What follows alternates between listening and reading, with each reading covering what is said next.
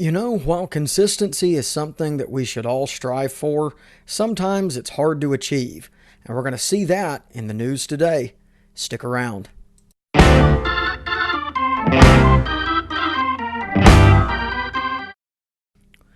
Welcome back, everyone. This is Schola Fides, and I am Hutch, and we're going to look at two news stories now, one of which is here in the New York Times. The headline reads, "Are Christians privileged or persecuted?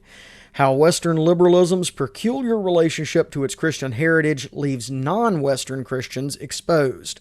Now, this is an older article. It's from back at the end of April of this year. It was written by Ross Douthat, who is an opinion columnist for the Times. I'm not going to read this whole article, but there are a couple of things here that I want to draw out that I think are worthy of our attention. So here's the opening paragraph. It says, "The murderous radicals who set off bombs and killed hundreds on Easter Sunday in Sri Lanka chose their targets with ideological purpose. 3 churches were bombed, with them 3 hotels catering to Western tourists, because often in the jihadist imagination, Western Christianity and Western liberal individualism are the conjoined enemies of their longed-for religious utopia, their religious totalitarian version of Islam. Tourists and missionaries, Coca-Cola and the Catholic Church, it's all the same invading Christian enemy, different brand names for the same old crusade." Now, that's an interesting place to start, if only because of this statement about it being the same old crusade. This, of course, is a reference to the Crusades of the Middle Ages.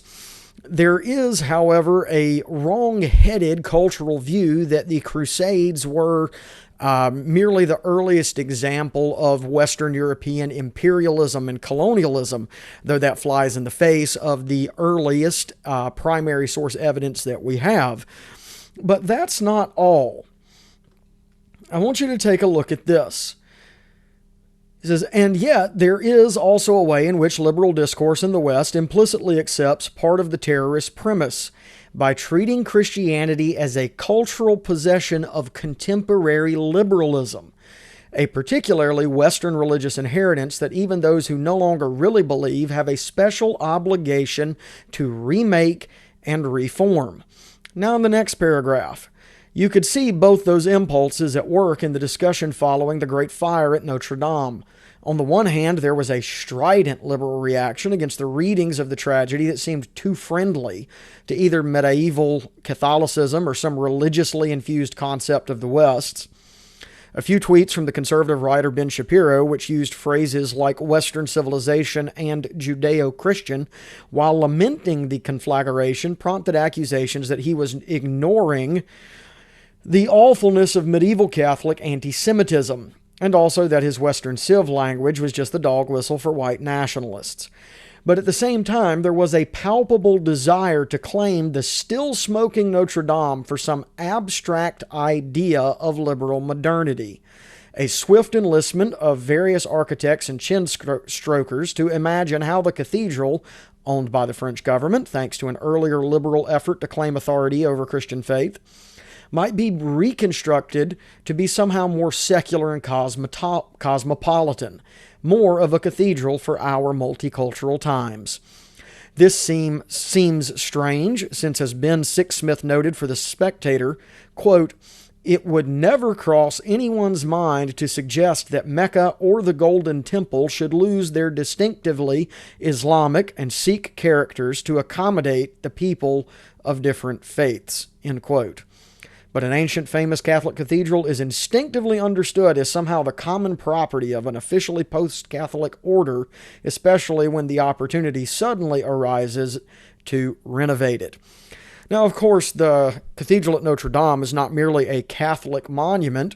It is a Christian monument, broadly speaking. And so the idea that this is something that can merely be reduced to a question of anti-Catholic bias, I think, is ill-informed and mistaken. There is, of course, a profound anti-Christian bias throughout much of the Western world, though I would say that the vast majority of my American Christian brethren have overstated their case that, Christians are being persecuted in the U.S., But I would also say that the liberal elites in the United States are ignoring the evidence that is just piling up that religious freedom in the United States is in fact coming more and more under attack. But the real issue behind this opinion piece here in the New York Times is a simple question. Mr. Duthought is asking the question, why isn't anyone talking about the persecution of Christians worldwide? Right? Look here. It says, but if the equation of traditional Christianity with privilege has some relevance to the actual Euro-American situation, when applied globally, it's a gross category error. And so the main victims of Western liberalism's peculiar relationship to its Christian heritage aren't put upon traditionalists in the West. They're Christians like the murdered first communicants in Sri Lanka, or the jailed pastors of China, or the Coptic martyrs of North Africa, or any of the millions of non-Western Christians who live under constant threat of persecution. One of the basic facts of contemporary religious history is that Christians around the world are persecuted on an extraordinary scale by mobs and pogroms in India, jihadists and United States allied governments in the Muslim world, secular totalitarians in China and North Korea. Yet as an era-defining reality rather than an episodic phenomenon, this reality is barely visible in the Western media, and rarely called by name and addressed head-on by Western governments and humanitarian institutions. Islamophobia looms large. Talk of Christophobia is almost non-existent. Well, there's a reason for that, and that's because Christianity is frankly an easy target for cultural elites to mock.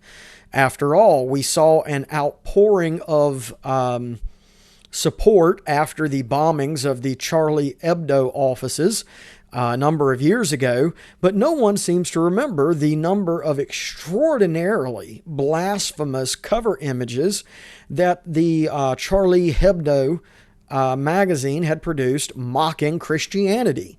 Now, I wonder, why is it that Muslims blew up the Charlie Hebdo offices, but Christians didn't?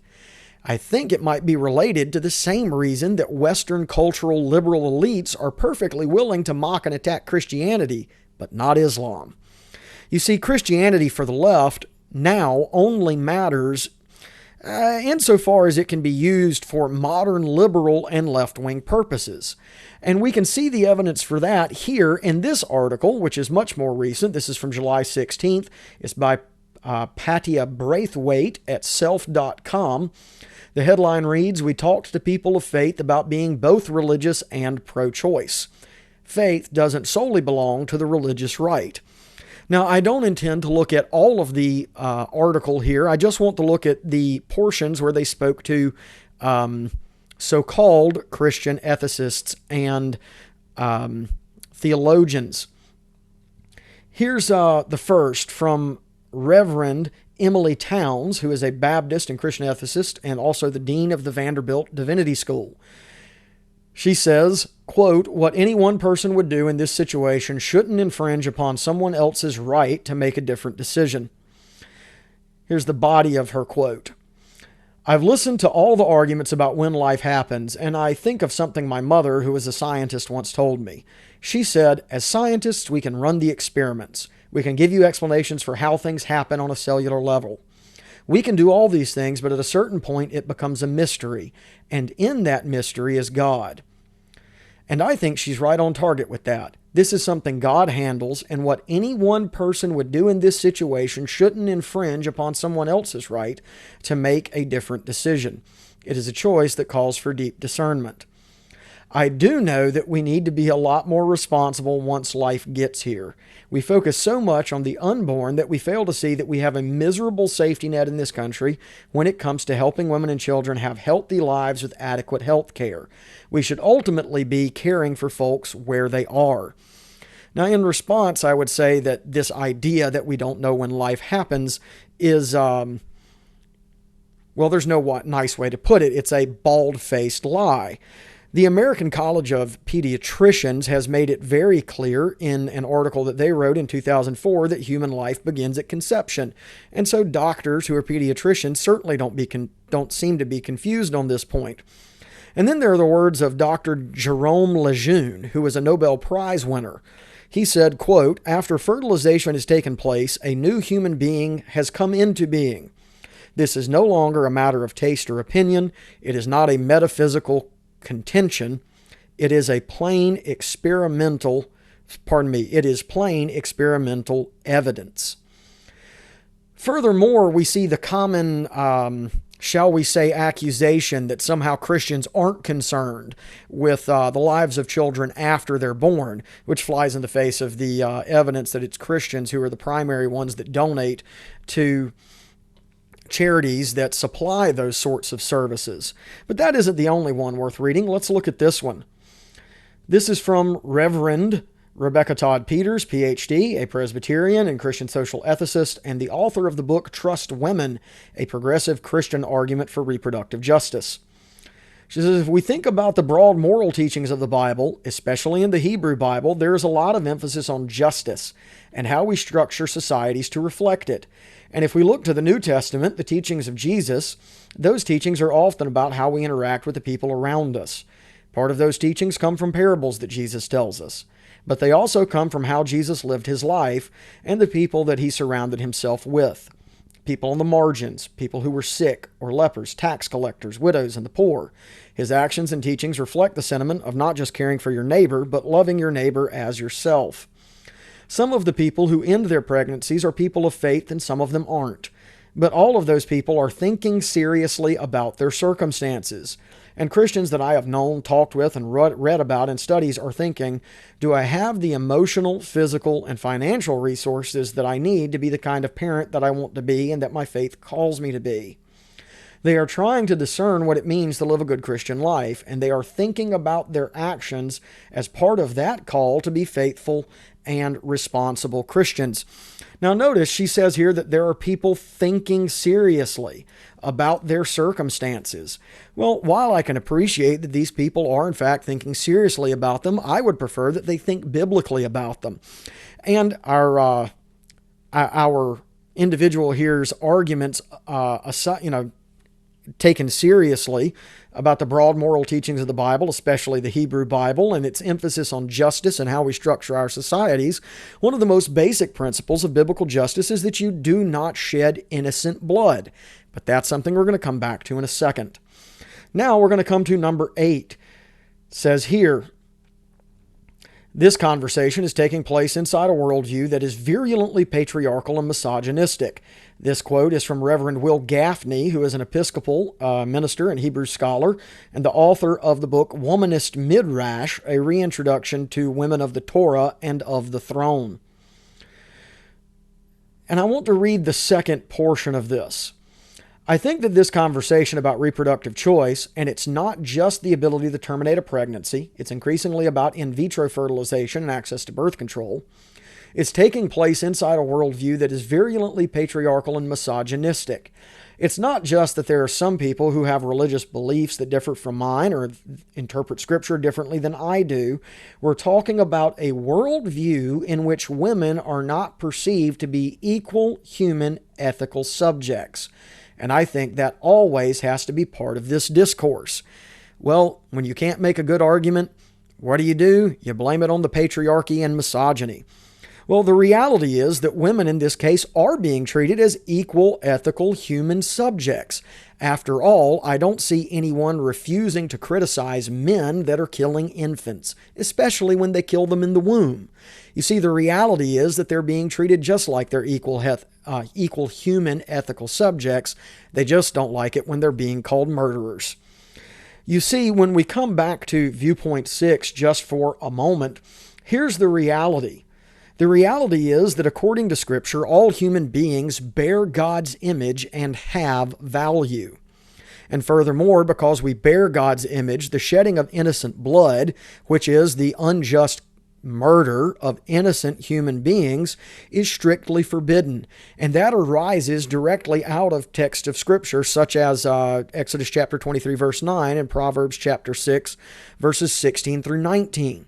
And so the question remains, are these human beings or aren't they? If they are, then the biblical strictures certainly apply. Thank you so much, and God bless. Hey guys, thank you so much for sticking around for the end of the video.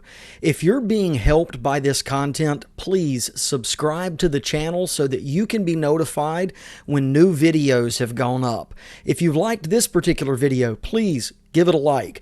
And if you've got questions, you want to talk about it, leave a comment in the comments thread below. Thank you again. God bless.